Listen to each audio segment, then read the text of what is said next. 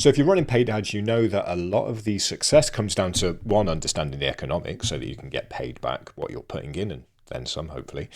But really that success relies on your ability to test creative and messaging. But that takes a huge amount of time. Being able to test 10, 20, 50 images is great in theory, but if you can't create 10, 20, 50 different images to see what works, it's very difficult. So my question is, what if you could crank out 10 easy to test creative elements for your ads in record time?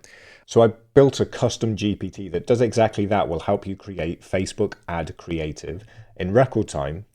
And today I'm going to give you a walkthrough of how it works so you can get a bit of inspiration, maybe try and build one of your own and see how you can do this for yourself. All right, so here's what happens when you go and analyze a lot of the people who are putting a lot of money into advertising, what you can see about how they run things. So this is Steven Bartlett, big UK entrepreneur, and he runs the Diary of a CEO podcast. And basically you'll see all of these things here.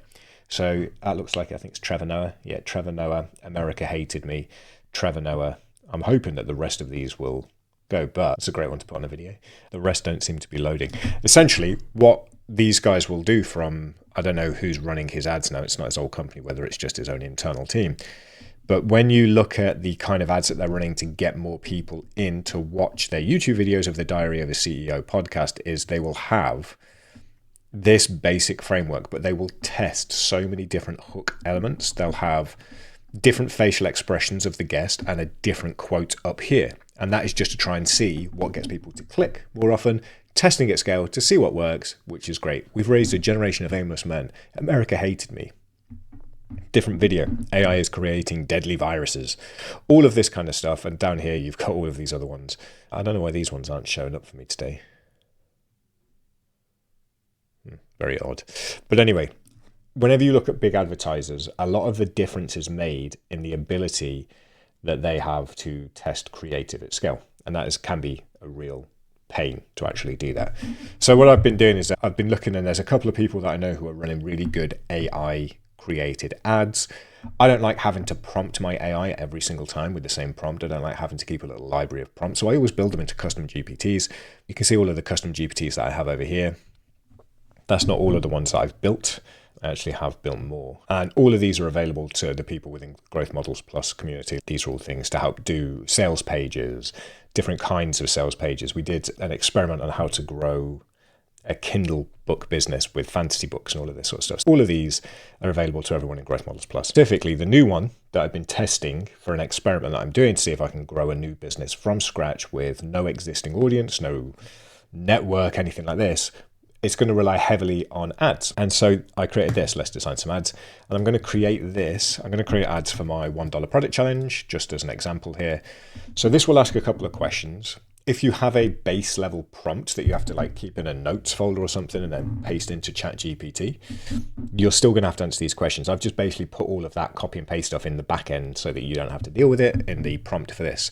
What's the service or offer? The $1 product challenge. All details are here. I'll just tell it where to go. Oh, I'll pop that in twice. So it'll have a look at that. Hopefully this will actually work. One down from Growth Models. Also, this is my chat GPT, so I'm always talking to it about the $1 product challenge. The ideal customer is an online entrepreneur, coach, consultant, info product seller, and they're fair, never buy. It's already prompting me because it already knows who the is at worldwide, but advertising. I've used this strategy to sell 6-figure months. So I always find that whenever there's a custom GPT, try and give it more information. I'm actually giving it less information than I usually would. Let's turn that call to action into a call to value or start. Or I always find that the more information that you can give it, the better. Can't spell. I would usually just give it the actual hex codes for the colors, but anyway, the more information that you can tend to give the GPTs, the better the outcome. The more information you give it, the more it has to draw from. It's taught in a way that gives a very structured output. And so I just want to give it more information and it will do it. So what it's going to do now is it's going to do this in a 1080 by 1080, so square. Mobile fast. Term for EBC, yeah, he's discussed. Join hundreds who've done too. So yeah, cool. And then what you can do, you just double check all of this, say yes, no. And then what you can do is say, hey, make this like a retro 50s style, make this like an 80s neon style. And then what it'll do, and I'll probably edit the bit out when it's just spinning, is it will just go away and it will create the image. And so we'll come back in a second when this is actually finished creating this image. All right, and here we are. This is what it's churned out. Like ChatGPT has got so much better at actually creating images. This is, it looks like a bit of a red light district sign. There is one error in this that I can spot. Hundreds of, we're not proven by hundreds San Francisco coaches and creators, it's not the message. But really, that's so minor. I'd still run this. And I could just download this and use it in a Facebook ad, and I can go and run that if I wanted to. It's still the right message, and rather than me having to come up and do the design, I'm not a designer. I can show you some of the designs that I've done that have worked reasonably well, but this is cool. I could even ask it again. Please do one more. That's a 50s retro style. And that will come back to that in a second. But essentially, this is going to make it so much easier for me, who's a copywriter, to get image creative that I can test at scale. So if I'm running ads, a lot of the ad success nowadays is based on the copy and the creative, right? And so with this, I can quickly churn out tons and tons of creative to test to see what works best with my audience. As long as you have good guiding principles for the AI, it's a great way to do it. So you've got two choices here, right? You can get access to this if you join Growth Models Plus. There'll be a link in the description for that. But if you want to create your own one of these, whether it's a custom GPT or an AI prompt for your business so that you can create these kind of images, there's only really one thing that you need to think about. How would I instruct a designer to do this? What questions would you hope that designer would ask you? Basically, build a prompt around the information that you would then give a designer to create that image. Give that information to the AI, and it will help create this kind of ad for you. It's as simple as that. People overcomplicate the whole thing of prompting, in my opinion. Really, prompting is, if you've ever hired anybody, that's all prompting is nowadays. And that's all that you need to think about with this is, how would I instruct somebody who's brand new to do this?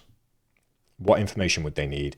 What very specific, very detailed instructions would I give them to get the outcome that I want? ChatGPT has now got to a point where it can do text in images. So you don't need to worry about that anymore. You just need to make sure that it's on the right tracks. And so very specific, very detailed prompts and instructions to get it to where it needs to be is all that you need.